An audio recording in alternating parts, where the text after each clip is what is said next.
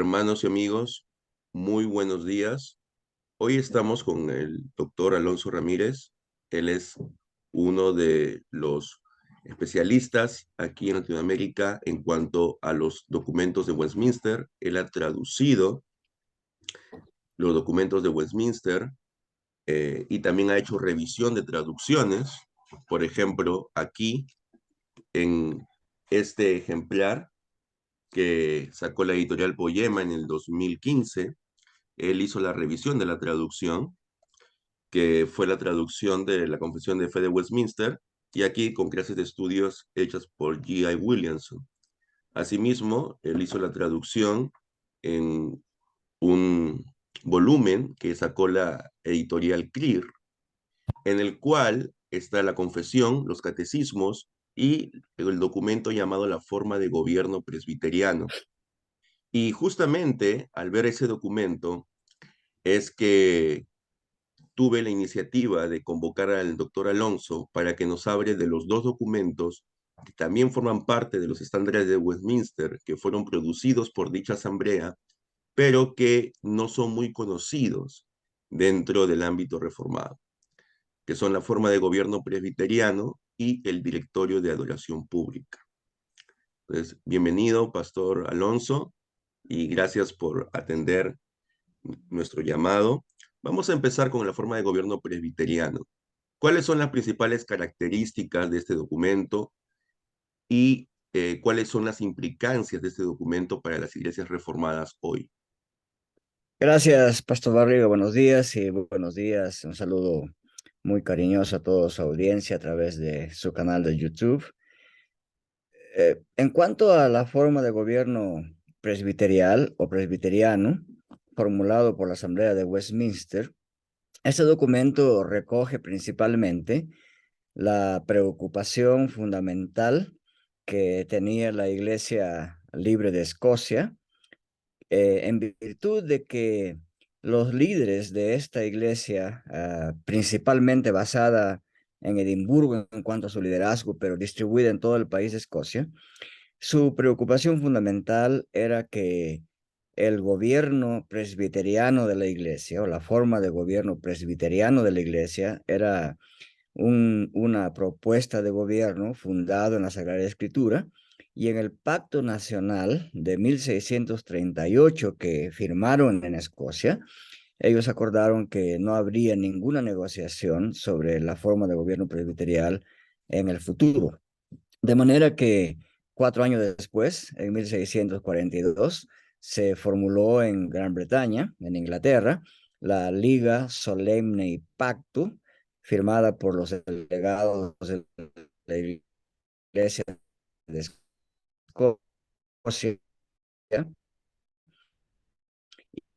y Parlamento. Acordaron que defenderían bíblicamente tres aspectos grandes respecto de la Iglesia: la doctrina, la adoración y el gobierno.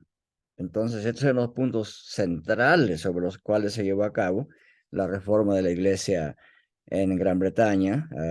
En este caso, el Parlamento inglés, presionado por la fuerza escocesa, llamaron a una asamblea de Westminster y entonces estos tres puntos tenían que estar claramente expresados en sendos documentos que luego llegaron a llamarse los estándares de Westminster. Entonces, la Iglesia de Escocia, cuando en 1647 se aprueba la Confesión de Fe de Westminster, ellos también la aprobaron en su asamblea y exigieron que inmediatamente se elaborara la forma de gobierno. O sea, la Confesión de Fe regulaba el punto de doctrina de la Iglesia Reformada, pero faltaba el punto de gobierno y el punto de adoración. Entonces, para el punto de gobierno, lograron que el Parlamento formule la forma de gobierno presbiterial y la Asamblea de Escocia en 1645 aprobó esa forma de gobierno presbiterial que fue aprobado por el Parlamento inglés, probablemente a comienzos del año 1645 también. Entonces, las características de este documento son las siguientes: que se especifica los diferentes oficiales u oficios que hay en la Iglesia de Cristo, estos principalmente presbíteros y diáconos, y en segundo lugar, la forma como debe admitirse a los oficiales a la administración eclesiástica y el proceso mediante el cual se debe ordenar a los pastores y los fundamentos bíblicos de los oficios y de la ordenación. Estos son los aspectos centrales del documento llamado la forma de gobierno presbiteriano. Entonces, los fundamentos bíblicos de los oficios, presbíteros y diáconos, y también la forma de ordenación y todo el sustento bíblico y los formularios, cómo debiera ordenarse a un diácono, a un anciano, a un pastor. Entonces, esto fue clave para ellos porque el punto de gobierno era defendido por ellos y debía sustentarse en sendos documentos, y por eso ese documento pasó a ser parte de los estándares de Westminster. Y ahora ábrenos, doctor, acerca del directorio de adoración pública. Bien, entonces, como los puntos de la reforma claves eran tres, eran gobierno, adoración y doctrina. El tema de la doctrina estaba resuelto con la confesión de fe. El tema de gobierno estaba resuelto con la publicación del documento llamado la forma de gobierno presbiterial. Ahora faltaba la cuestión de la adoración. Y para la adoración, la Asamblea de Westminster formuló dos documentos. Uno que es el más conocido en el mundo académico e histórico de los reformados, que es el directorio o la guía para adoración pública, y el otro que es el directorio o la guía para la adoración familiar. Este es menos, el segundo es menos conocido, especialmente en América Latina. En el mundo anglosajón es muy conocido porque ellos están muy ligados a la historia de la reforma en la Gran Bretaña. Entonces, el directorio para adoración también considera lo que nosotros llamaríamos hoy día el orden litúrgico que debe seguir la Iglesia reformada, sustentado bíblicamente. Entonces, el directorio para la adoración constituyó al comienzo de la reforma en Escocia y en Inglaterra el documento fundamental mediante el cual, como diríamos en términos nuestros en América Latina, cómo se debería dirigir la adoración en cuanto a forma y qué elementos deberían haber durante el orden litúrgico de la adoración. Es decir, elementos como el llamado a la adoración, la lectura pública de la palabra, la predicación pública de la palabra, la oración intercesora, etcétera. Todos estos elementos de lo que en América Latina llaman algunas iglesias el culto, y que en los reformados llamamos la adoración. Ese tiene un conjunto de elementos ordenados uno por uno, a través de los cuales debe dirigirse un servicio de adoración. Esto en esencia está ampliamente desarrollado en el Directorio para la Adoración Pública. Un punto de debate entre reformados en ese tiempo era sobre la oración, cómo debe ser la oración en este documento. Este documento, por supuesto, es una respuesta alternativa y reemplazante en el primer contexto histórico de un libro llamado el Libro de Orden Común, que era un libro de la Iglesia Anglicana, en realidad católico romano en ese tiempo. Entonces, este directorio para la adoración reemplazaría ese documento, y el punto de debate era sobre cómo debe ser la oración. El documento de la Iglesia Anglicana, o Iglesia de Inglaterra, o Iglesia Católica Inglesa en ese tiempo, las oraciones eran escritas y fijas. Entonces, la Iglesia de Escocia optó porque la oración debería ser espontánea. No se opusieron radicalmente contra la oración escrita y fija, pero ellos preferían que la oración, aunque debiera ser preparada por el que va a orar, y sin embargo, cuando va a orar esta persona en público debía ser espontánea. Entonces, digamos que los reformados hoy día también tienen esta diferencia. Los que están más pegados a las iglesias episcopales o a la iglesia anglicana moderna, algunos leen su oración escrita. Y los que están más ligados digamos, al contexto histórico escocés presbiteriano, preferirían oraciones bien preparadas por el que va a orar, pero sin embargo espontáneas desde el lugar donde va a orar la persona. El pastor normalmente desde el púlpito, ¿no? Entonces, con este documento llamado guía para la adoración o el directorio para la adoración pública, lo que la Asamblea de Westminster hizo es producir este documento con todo el fundamento bíblico y el orden litúrgico que debe seguir la adoración pública para unificar las iglesias del Reino de Irlanda, Inglaterra, Gales y Escocia. Y este documento, esas son sus características, pero no es un documento que está siendo usado el día de hoy. Las iglesias presbiterianas en Norteamérica no lo usan más en ese mismo sentido. Las propias iglesias presbiterianas en Escocia no lo usan estrictamente en ese mismo orden, sino que a través de la historia ha ido variando ese documento y ha sido, digamos, eh, modificado en algunas partes, pero la esencia, los elementos claves de la adoración de este documento siguen vigentes en todas las iglesias reformadas en el mundo anglosajón. En América Latina no ha habido conocimiento de este documento, sino solamente entre los académicos de la historia y de la reforma. Por eso es que no es un documento muy conocido en América Latina. Y esta es la razón por la que en América Latina, por ejemplo, no hay un convencimiento del cántico de salmos dentro de la adoración reformada también. Ese es un punto interesante, porque en América Latina, cuando hablamos de estándares de Westminster, principalmente se piensa en el común de nuestros pastores reformados que no han tenido la oportunidad de tener la información completa, histórica de los estándares, piensan que son confesión de fe, catecismo mayor y menor. ¿Por qué? Porque todas las asambleas de las iglesias presbiterianas en América Latina han adoptado esos tres documentos como sus estándares. Y los estándares de Westminster son en realidad 7 documentos.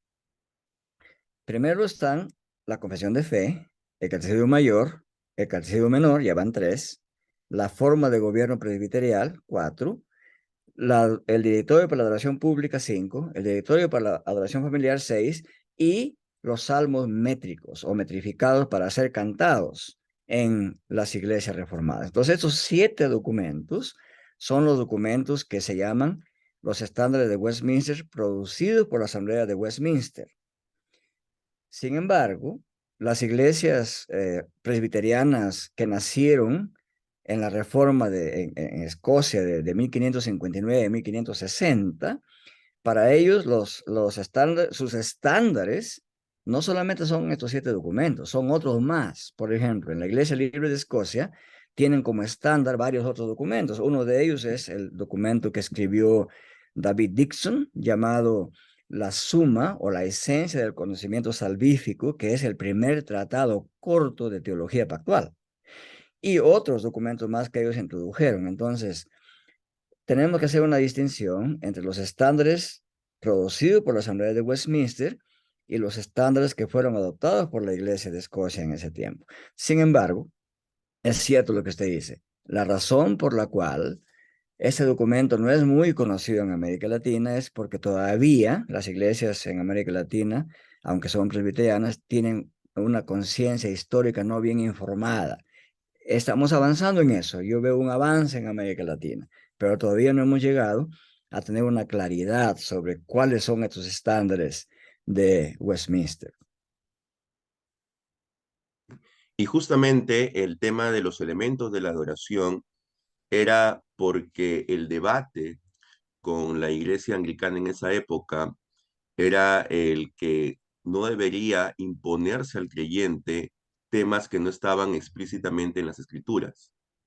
Es decir, en el libro de oración común, digamos que era el libro que utilizaban y utilizan los anglicanos, habían algunas oraciones que los presbiterianos consideraban que no deberían usarse. Pero dentro de la iglesia anglicana era mandatorio utilizar el libro de oración común. Entonces allí está el punto, ¿no? O sea, era también un tema de libertad de conciencia, ¿no? ¿Qué nos podría decir más al Sí, respecto? ciertamente hay un principio muy fundamental. Primero debemos decir que la consistencia de la Iglesia Presbiteriana de Escocia es admirable. ¿Por qué? Porque habiendo sido aprobada la Confesión de Fe de Westminster por el Parlamento en 1647, Algunos piensan que quizás la forma definitiva se aprobó en 1648, pero 1647 es clave la fecha para la confesión de fe. El capítulo 21 de la confesión de fe establece claramente los 6 elementos fundamentales, centrales de la adoración pública. Uno de estos elementos es el canto de los salmos. Y por eso la Asamblea de Westminster produjo un salterio completo para que las iglesias reformadas unitariamente cantarían las alabanzas mandadas por la Biblia, porque los escoceses sostuvieron todo ese tiempo de la Reforma que no se deberían introducir en la adoración elementos que no pueden probarse por deducción sana de la Biblia o que no estén explícitamente en la palabra de Dios. Entonces hay dos principios, digamos, teológicos claves de debate entre presbiterianos y no presbiterianos, o presbiterianos, luteranos y anglicanos. Estamos, digamos, tenemos una clara división teológica en este punto, y es este el punto, que solamente la iglesia debe practicar y creer lo que está explícitamente mandado en la Biblia respecto a la adoración. Y todo aquello que no está explícitamente mandado queda prohibido para la iglesia introducirlos en la adoración. Esa es la posición reformada clásica. La posición luterana, anglicana y de los demás era, si algo no está expresamente prohibido, entonces está autorizado. Ese fue el debate. Entonces, ¿cómo los presbiterianos sostienen que todo lo que está expresamente mandado debe cumplirse y lo que no está expresamente mandado está prohibido también? Por eso es que ellos se mantuvieron por más de 300 años firmes en que en la adoración pública no se deberían introducir elementos o partes en esta liturgia, en su contenido, que no estén expresamente mandados en la Escritura. Por ello, por ejemplo, cosas que son tan usuales como el dar un testimonio dentro de las iglesias evangélicas, ¿no? Como parte de la adoración, el dar un testimonio o el dar un especial musical o un drama, esas cosas estarían exentas de un servicio de adoración reformado porque no forman parte de los elementos de la adoración. El cántico, y ese es un punto que quizás usted podría ahondar más, el cántico debe ser congregacional, ¿no? Y eso era justamente la diferencia con la iglesia romana, porque en la iglesia romana normalmente había un coro y los demás eran simplemente espectadores, ¿no? Cierto. Sí, sí, eso es interesante. Mire, podemos empezar desde una perspectiva de observación práctica en nuestra América Latina, especialmente en nuestro país. Podemos decir que en varios ámbitos de la vida civil común en América Latina reina la informalidad. Para algunas cosas, los latinos somos muy formales, especialmente, digamos, temas de la escuela y del colegio en los cuales la formalidad es bien estricta. Por ejemplo, en una ceremonia patriótica en el Perú, a ningún profesor de la escuela se le ocurriría empezar un desfile escolar o empezar, digamos, una ceremonia pública, patriótica, cantando, por ejemplo, cualquier canción. A veces yo digo en forma un poco sarcástica, no podríamos empezar cantando algún reggaetón o alguna culebrítica o la flor de papa o la flor de café, que son canciones populares en los sectores de nuestra patria. Se tiene que empezar con el himno nacional, porque ese es el símbolo, es uno de los símbolos de la patria. Entonces, en algunos aspectos los latinos son muy formales, pero en la cuestión religiosa reina la informalidad en general. Entonces, partiendo de ahí, el que dirige el servicio de adoración en iglesias no reformadas se cree con la autoridad de diseñar su propia liturgia, su propio orden litúrgico. Una vez que está adelante en la congregación, esa persona, en las iglesias no reformadas, asume autoridad original sobre todo. Esa persona, sin darse cuenta, o quizás dándose cuenta, le impone a Dios cómo él debe ser adorado. Porque su principio general, escrito no, es que Dios debe contentarse con lo que el ser humano está contento, esté o no en la escritura. El principio reformado es al revés.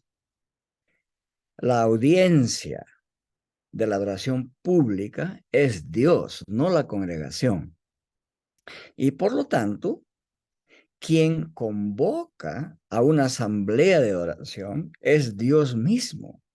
No es que el hombre lo invita a Dios a venir a la congregación para que escuche la adoración. Es Dios quien convoca a su pueblo a adorar. Y esto es el principio que se establece en el propio Éxodo. Dios lo establece a través de Moisés y le dice a que se creía rey del mundo de ese tiempo, a Faraón, deja ir a mi pueblo para que me adore. Dios convoca a su pueblo a la adoración y así pasó en el Sinaí. Y Dios pone las reglas de esta convocatoria y el contenido de esta adoración la pone Dios en su palabra. Es un principio tan fundamental que los presbiterianos respetamos. Entonces, ¿qué es lo que se debe cantar en la adoración pública a Dios? Dios ha establecido que se debe cantar. Dios no se ha olvidado, no se ha descuidado de dejar a la iglesia un himnario que hoy es milenario.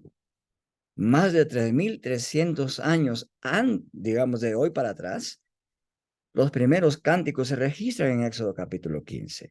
Y para el año 500 antes de Cristo, el libro de los Salmos ya era canónico.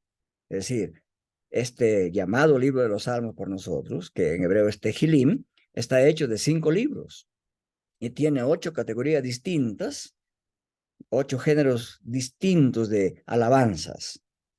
Algunas son alabanzas oracionales, otras son súplicas, plegarias, hay miktam, que son salmos instructivos, y hay 8 categorías distintas que Pablo las resume en 3, salmos, himnos y cánticos. Entonces, eso es lo que Pablo mandó claramente que se cantara en las iglesias, tanto en Colosenses 3:16 como en Efesios 5:18 y 19. Por lo tanto, las iglesias reformadas que son respetuosas de la orden de la palabra de Dios, respetamos los órdenes divinos y no tratamos de imponerle a la congregación ni a Dios cómo él debe ser adorado, porque como dice la confesión de fe en el capítulo 21, la forma como Dios quiere ser adorado está expresamente delineada en su palabra y no se debe añadir ni quitar de ello. Ahora, volviendo al otro documento, a la forma de gobierno presbiterial, allí indica claramente cómo debe ser, por ejemplo, evaluado la persona que aspira a ser pastor. Y justamente yo hice un video sobre eso. Y es interesante, ¿no? Que, por ejemplo, se le pide que haga un ensayo en latín, que era la lengua franca de los teólogos de la época. Digamos, podríamos hacer un equivalente actual con el inglés, ¿no? Que es la lengua que mayormente usan los académicos, ¿no? En todo el mundo. Entonces, ¿cuán diferentes son los estándares de evaluación de esa época con los actuales a veces, ¿no? ¿Podría decirnos algo sobre esto?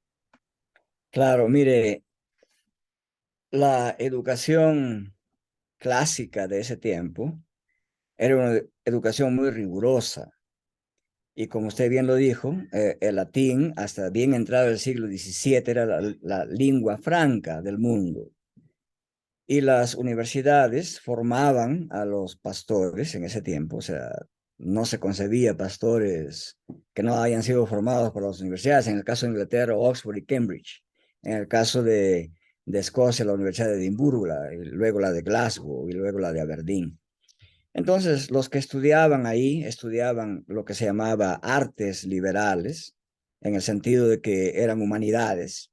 Entonces, todos estaban formados en filosofía y todos los filósofos de ese tiempo y los eruditos de hoy son versados en latín y griego, por lo menos. Hoy latín, griego y alemán es en la filosofía las 3 lenguas que tiene que dominar un filósofo. Entonces era completamente natural y contextual que a los estudiantes que en ese tiempo tenían que dominar latín, griego, hebreo, garítico, acadio y otros idiomas llamados semíticos, era completamente común que se les pidiera que escribieran un ensayo en filosofía, otro en teología y debía ser en latín. ¿Por qué? Porque de esa manera ellos probarían la rigurosidad académica y el ejercicio del pensar de la persona. O sea, era para saber la lógica de pensamiento de la persona y evaluar su capacidad de entender analíticamente las escrituras. Era un celo por preservar la capacidad del pastor de comprender y comunicar el mensaje de Dios. Eso era el efecto práctico que se buscaba. El día de hoy, yo diría que sí, en algunos aspectos, teniendo en cuenta la unidad de la iglesia general y en la reforma siempre se pensaba en la unidad de la iglesia, no solamente de una sección del globo terrestre, sino de la iglesia universal de Cristo, porque los reformados tenemos el concepto de universalidad o catolicidad de la iglesia, de manera que un sermón que yo doy aquí, idealmente debiera ser accesible en el idioma de la lengua franca a todo el mundo para ser examinado, criticado, corregido, etcétera. Entonces hoy día yo diría que en el mundo latinoamericano, por lo menos, debiéramos exigir una exposición bíblica y exegética de los pastores y podríamos decir en gramática castellana oficial. Es decir, que el pastor al escribir su sermón muestre que conoce la gramática en español. Y el conocimiento de la gramática en español ya implicaría en la práctica que uno tiene un dominio básico de la lógica gramatical. ¿Para qué? Para garantizar que la comunicación del mensaje de la palabra de Dios sea una comunicación consistente y que se entienda por todos aquellos que conocen el idioma castellano. Bueno, si solamente hiciéramos eso, tendríamos que, en el caso de la Iglesia Presbiteriana del Perú, a todos los pastores que, que han egresado de los seminarios, tendríamos que darles no menos de un año de gramática a fondo, porque lo que notamos en la actualidad es un cercenamiento del idioma en los púlpitos y una comunicación ambigua por no dominar los fundamentos de la gramática española. Entonces, la idea era eso, que el pastor conozca bien la lógica, el análisis y el idioma en su gramática para que se comunique el mensaje divino con la mayor precisión posible. Ese es el objetivo fundamental. Entonces, lo que tenemos que hacer ahora es que ese objetivo fundamental pueda lograrse aún en el idioma en que hablamos. Si ya pidiéramos inglés, tendríamos que eh, pasar varios siglos sin pastores en los púlpitos, ¿verdad? Sí. Y ya para ir finalizando, doctor Alonso, ¿qué es lo que usted le diría a la Iglesia Reformada en Latinoamérica a la luz de estos dos documentos? ¿Qué es lo que usted le diría especialmente a los jóvenes que están sumergiéndose en las doctrinas reformadas? Porque actualmente hay mucha, digamos, mucha discusión acerca de ser reformado, no ser reformado, y hay mucha confusión también respecto a esto. Hay personas que dicen, bueno, yo soy reformado y ¿por qué? Bueno, porque yo acepto los 5 puntos del calvinismo, ¿no? Y incluso hay algunos autores a los cuales se les considera reformados, ¿no? Por citar un ejemplo, John MacArthur. Pero a la luz de lo que nosotros vemos, pues él no es reformado. Estoy citando solo un ejemplo. Ahora, eso no significa que él no sea un buen expositor de la palabra, pero él no pertenece a esta línea teológica. Entonces, en vista de toda esta confusión que hay, ¿cuál sería su consejo para aquellos que están adentrándose en la doctrina reformada? Gracias, Pastor Barriga. Esa es una pregunta y una preocupación que ha surgido con fuerza en esta última década en América Latina, porque hay que reconocer que por la providencia de Dios, en América Latina hoy está surgiendo una generación que quiere comprender la teología reformada y que quiere que la iglesia manifieste públicamente su confesionalidad reformada, incluso en los seminarios de América Latina. Entonces, lo reformado hace referencia a un conocimiento histórico y confesional y a una aceptación de los estándares o de las confesiones fundamentales de la iglesia reformada.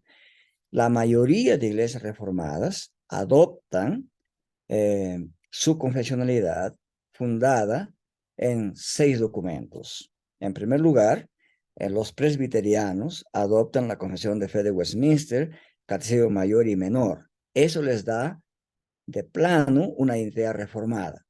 Pero al mismo tiempo reconocemos los presbiterianos que la reforma no se inició en Escocia. La reforma se inició en el continente europeo, Suiza, Alemania, Francia, primero. Entonces, hay confesiones producidas antes de la Confesión de Fe de Westminster, mucho antes. Una de esas confesiones es la Confesión de Fe belga, o llamada Confesión de los Países Bajos. En ese tiempo, digamos, Inglaterra, Bélgica y Holanda eran una sola región. Entonces, la Confesión de Fe belga, en segundo lugar, los cánones de Dort, y en tercer lugar, el Catecismo de Heidelberg. Heidelberg es una ciudad alemana de ese tiempo. Entonces, las iglesias reformadas continentales, que son en general equivalentes a las iglesias presbiterianas de las Islas Británicas, cuando vienen a Estados Unidos, las iglesias presbiterianas conscientemente adoptan también estos 3 documentos llamados las 3 formas de unidad: la Confesión de Fe belga, Catecismo de Heidelberg y los cánones de Dort, que son muy anteriores a la Asamblea de Westminster. Westminster se instala en 1647, mientras que los cánones de Dort son publicados en 1619, o sea, muchos años antes. Entonces, las iglesias presbiterianas de América Latina, la mayor parte de ellas, incluida la nuestra, adoptamos los 6 documentos: Westminster, Catecismo Mayor, Menor y las 3 formas de unidad. Entonces, la adopción de esas confesiones, el conocimiento de esas confesiones, la difusión de esas confesiones, la práctica de esas confesiones, nos hace distintivamente reformados. O sea, lo reformado hace referencia a esa confesionalidad histórica. Si una iglesia o un teólogo dice que es reformado, pero si yo soy reformado, pero a mí no me interesan las 3 formas de unidad, no podría llamarse reformado. Yo soy reformado, pero no me interesa en la Asamblea de Westminster, no sería reformado, porque el contenido esencial de la teología reformada está en esos documentos. Y luego reconocemos que hay un desarrollo, lo que se llama la postreforma, que abarca después de 1650, después de la muerte de Calvino para adelante aproximadamente.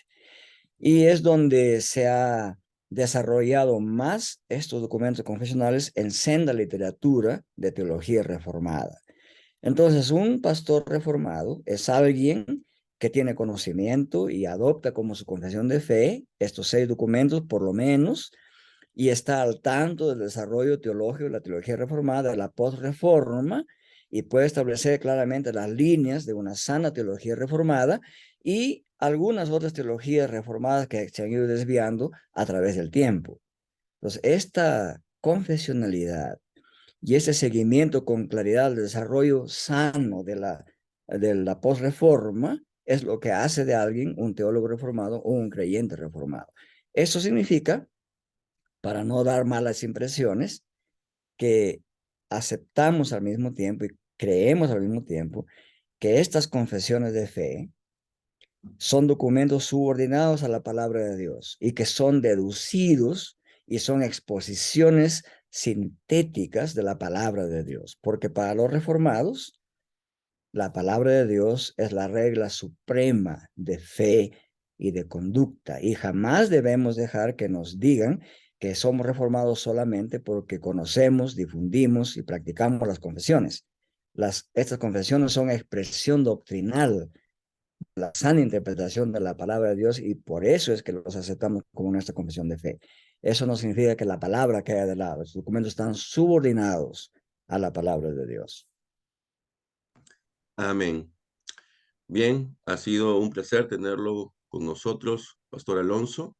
Quizás en un futuro tengamos una nueva entrevista y amigos, hermanos, todos aquellos que estén en este canal ahora pueden suscribirse si es que aún no han sido suscritos y también pueden activar la campana de notificaciones para saber cuándo habrá un nuevo video.